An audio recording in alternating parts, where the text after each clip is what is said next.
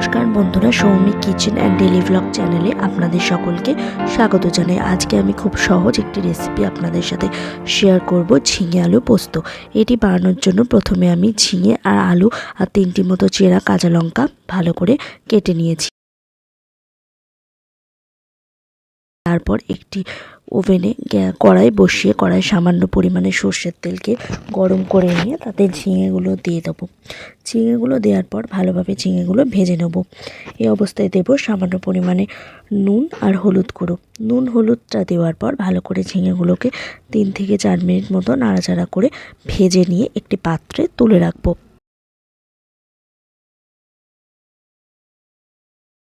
তারপর ওই তেলের মধ্যেই আমি দেব পরিমাণ মতো কালো জিরে আর 3টি চেরা কাঁচা লঙ্কা।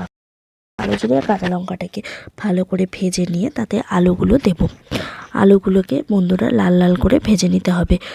লাল লাল করে ভেজে নেওয়ার আগে আলুর মধ্যে আমি দেবো সামান্য পরিমাণে নুন আর হলুদ গুঁড়ো। নুন হলুদটা দেওয়ার পর ভালোভাবে আলুগুলোকে ভেজে নিতে হবে।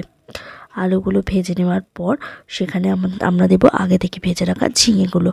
তারপর আলু আর ঝিঙেটাকে মোটামুটি 4 থেকে 5 মিনিট আরও ভালোভাবে ভেজে নিতে হবে। তারপর দিয়ে দিতে হবে সামান্য পরিমাণে জল সেদ্ধ হওয়ার জন্য। সেদ্ধ মোটামুটি আমরা 80% মতো করব। একটি চাপা দিয়ে রেখে দেবো।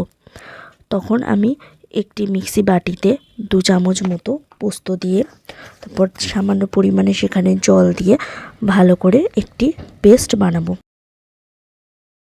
তারপর আমরা দেখব মোটামুটি 80% আলুটা সেদ্ধ হয়ে গেছে। তখন পোস্তটা দিয়ে ভালো করে নাড়াচাড়া করে নিয়ে আমরা যদি দেখি নুনটা কম হয়েছে তাতে আমাদের সামান্য পরিমাণে নুন অ্যাড করে নিতে হবে। তারপর দিতে হবে রঙের জন্য কাশ্মীরি লঙ্কার গুঁড়ো। এটা আপনারা স্কিপ করতে পারেন। আর সামান্য পরিমাণে একটু ঝালের জন্য লঙ্কার গুঁড়ো। তারপর একটি চাপা দিয়ে মোটামুটি 7 থেকে 8 মিনিট পর ঢাকাটাকে খুলে নিলেই আপনারা দেখবেন আলু ঝিঙেটা খুব ভালোভাবে সেদ্ধ হয়ে গেছে।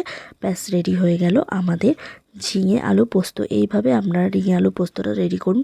আর নামানোর আগে অবশ্যই বন্ধুরা গরম মশলা দিতে ভুলবেন না। ব্যাস এইভাবে আপনারা রেডি করুন আর বাড়িতে ট্রাই করুন।